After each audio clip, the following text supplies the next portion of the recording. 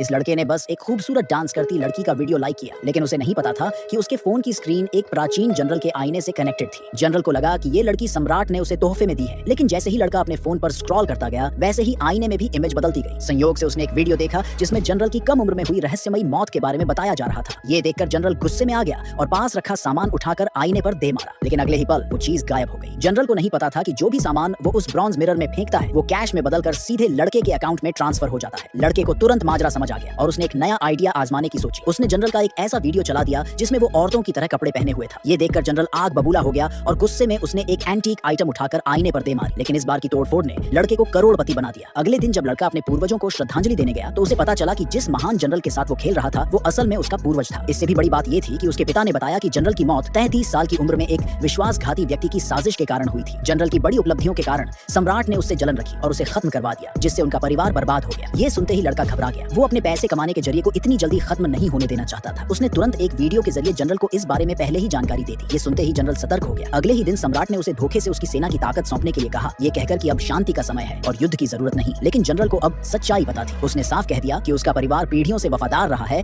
और उसके हाथों में आई हुई सैन्य शक्ति को यूं ही खत्म नहीं किया जा सकता। सम्राट को जनरल की ताकत का अंदाजा था, इसलिए वो उस पर ज्यादा सख्ती नहीं कर सकता था। इसी वजह से उसने जनरल को खुश करने के लिए 10,000 सोने की तीलियां और 4 खूबसूरत लड़कियां इनाम में भेज दी, ताकि सेना में संतुलन बना रहे। जनरल समझ गया कि अगर उसे उस लड़के की चेतावनी नहीं मिलती तो आज उसकी मौत पक्की थी। एहसान चुकाने के लिए उसने सम्राट से मिले सारे इनाम उस लड़के को भिजवा दिए। लड़के ने पहले ही एंटीक चीजों को बेचकर काफी पैसा कमा लिया था, जिससे उसने अपने माता पिता को एक शानदार विला में शिफ्ट कर दिया। वो अपने नए लाइफस्टाइल का मजा ले ही रहा था कि तभी चारों सुंदरियां उसके घर आ गईं। उन्हें देखकर लड़का खुश तो बहुत हुआ, लेकिन इससे पहले कि वो एंजॉय कर पाता, उसे उनसे एक चौंकाने वाली खबर मिली। जनरल ने न सिर्फ अपनी सैन्य ताकत बचा ली थी, बल्कि सम्राट को एक तरह से धमकी भी दे दी थी। लड़का समझ गया कि अगर वो अपने पैसे कमाने के जरिए को बचाना चाहता है तो उसे कुछ और करना पड़ेगा। उसने फिर से इतिहास की किताबें पढ़नी शुरू की और पता लगाया कि 10 दिन बाद सम्राट जनरल की हत्या करवाने वाला था और उसके पूरे परिवार का सफाया करने वाला था। इस तबाही को रोकने के लिए लड़के ने तुरंत जनरल को मैसेज भेजा कि सम्राट उसे मारने के लिए एक खास रखेल भेजने वाला है जो उसे जहर देने की कोशिश करेगी। साथ ही लड़के ने उन चारों सुंदरियों से आधुनिक हथियार बनाने की प्रक्रिया लिखवाई